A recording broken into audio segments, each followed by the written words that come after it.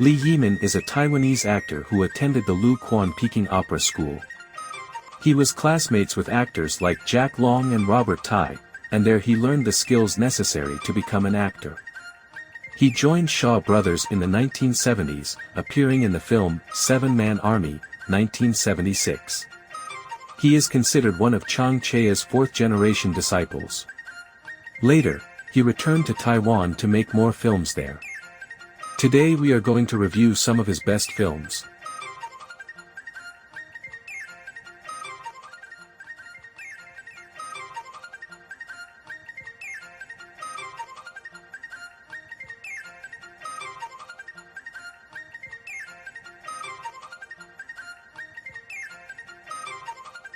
Kung Fu Qijie. Seven Commandments of Kung Fu 1979.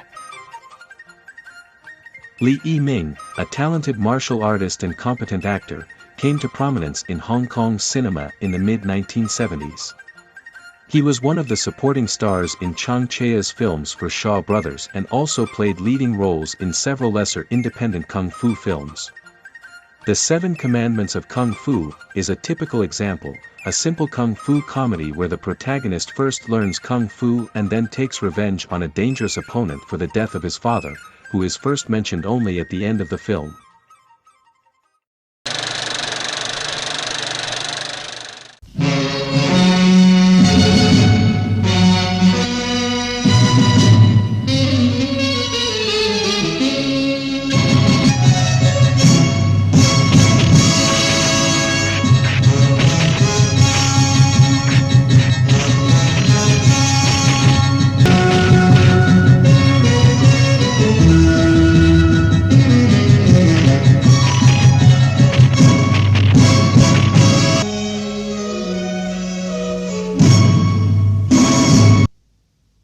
As a kung fu action film from the late 70s, The Seven Commandments of Kung Fu was heavily influenced by Jackie Chan's Snake in the Eagle's Shadow and Drunk Master. Li Yi-Ming openly imitates Jackie Chan with a slightly deformed gait, wide and emphatically ridiculous movements. The first third of the film focuses on repetitive gags, in which someone drinks a laxative and runs to the bathroom clutching his pants. This joke is repeated 3 times without getting any funnier. I don't feel well. Uncle, I think I'm very sick. Maybe you don't feel well yet. Uncle, I can't stand anymore. Fortunately, after half an hour, the attempts at humor stop and the training begins, which is also quite peculiar. Teacher and student wander around while occasionally being attacked by kamikaze enemies. Chang Yi's character uses these confrontations to illustrate the basic principles of kung fu, such as, trust no one, think 2 steps ahead, if you fight, kill. However, the kung fu in the film is of a pretty good level, although it does not reach what Jackie Chan and Sammo Hung achieved in the late 70s, the fights cannot be considered botched. Still, it seems that Li Yi-Ming overestimated his abilities, since in many stunts, especially the rings, he is doubled by someone much smaller.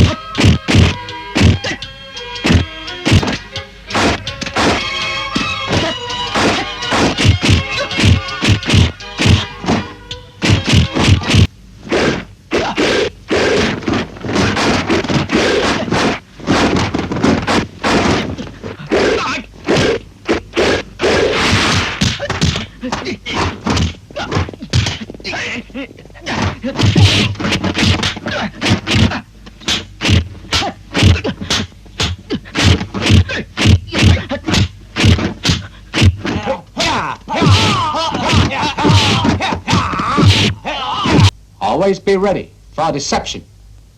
How can I trust you now?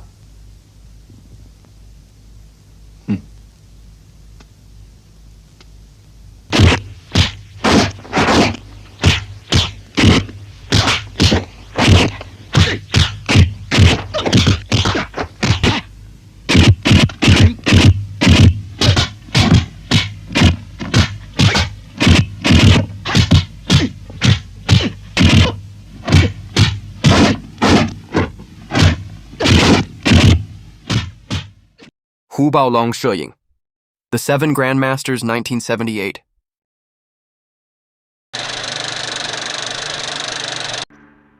A martial artist is awarded by the emperor as the best fighter in China and decides to retire in this moment of glory. However, on the day of the celebration he receives a note that suggests that he is not yet the best. Determined to prove that he deserves the title, the teacher challenges 7 representatives from all the provinces to a duel to defend his honor. At that moment, he meets a young man who dreams of becoming his apprentice. After much persuasion, the teacher accepts, but the situation becomes complicated. The young man seeks to avenge his father's death, and apparently, the teacher is the murderer.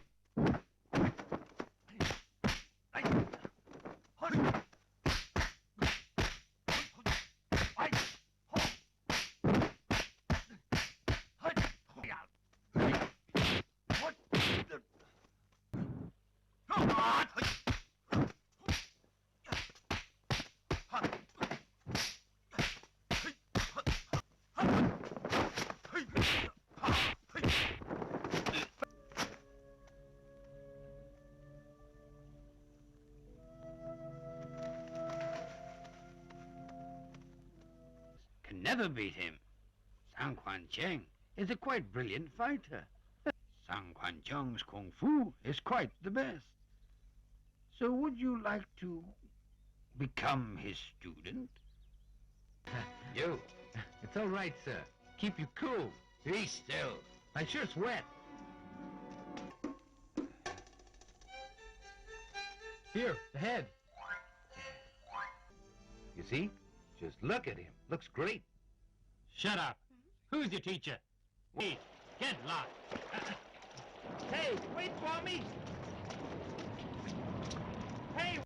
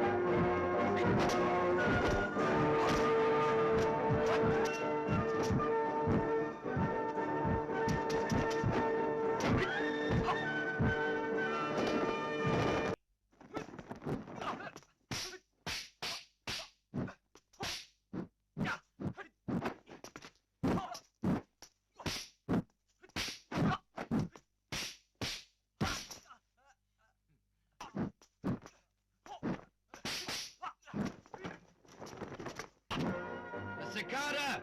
Hi! Hi! Hi! The dragon's tail! Hi! Hi! Hi! A great film and one of Joseph Qua's best. Qua teams up with the Yuans, Corey and Changyan, to create excellent fight scenes, while Qua adds a logical and interesting story, as well as intense direction that maintains interest throughout. The interesting thing about this film is that almost everyone involved has known each other for years. Jack Long and Li Yi-Ming attended the same Peking Opera School, Sui Chengxing and Qi Yusheng were also in the same class, and Corey Yuan and Yuan Chengyan have worked together on multiple occasions. The film is therefore very strong and cohesive. The fights are solid, long and sophisticated, and the duel between Jack Long and Corey Yuan, in which Corey successively uses a spear, a club, a halberd and knives, is probably the best part of the film.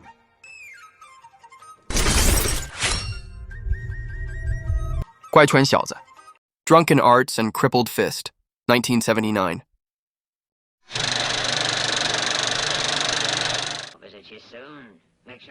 Drunken Arts and Crippled Fist, directed by Tang Ti, combined. You must take revenge for my brother. 双马连环 The Mystery of Chess Boxing 1979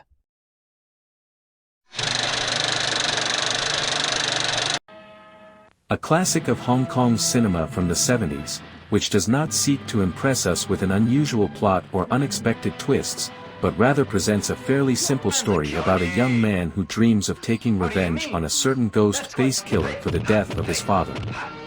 It is not known how this killer chooses his victims, something common in Hong Kong cinema, but the ghost face killer's next victim is the protagonist's current teacher, who teaches the young man the secrets of kung fu using a Chinese version of chess as an example.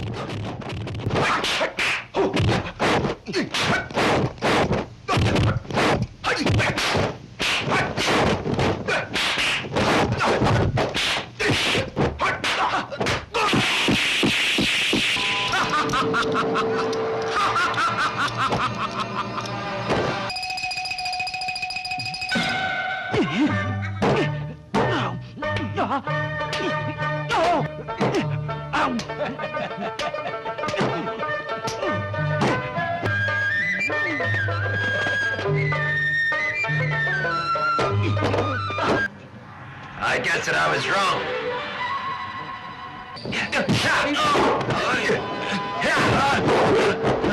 Granddad! Teacher. Teacher?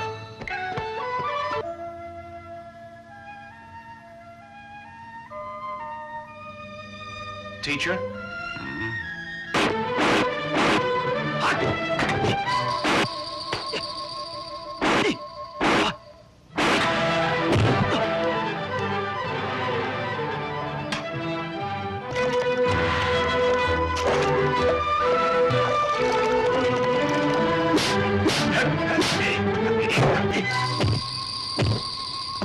Roll and make it hard, but make sure that it's well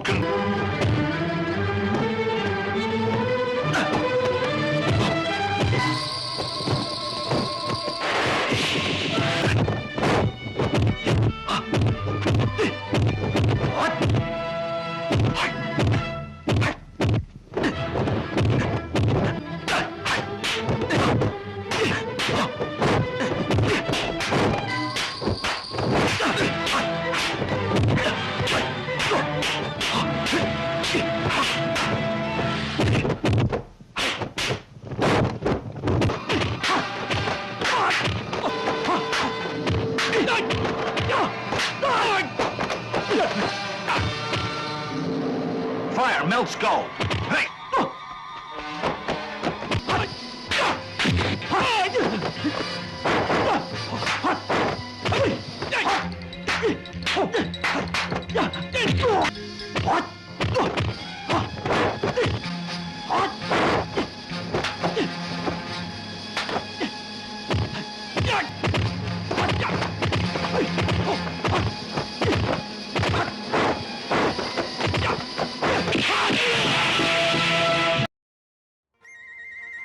As I mentioned, this movie is an absolute classic, with gorgeously staged fights, decent acting, by 70s kung fu movie standards, and some star actors of the era in the lead roles.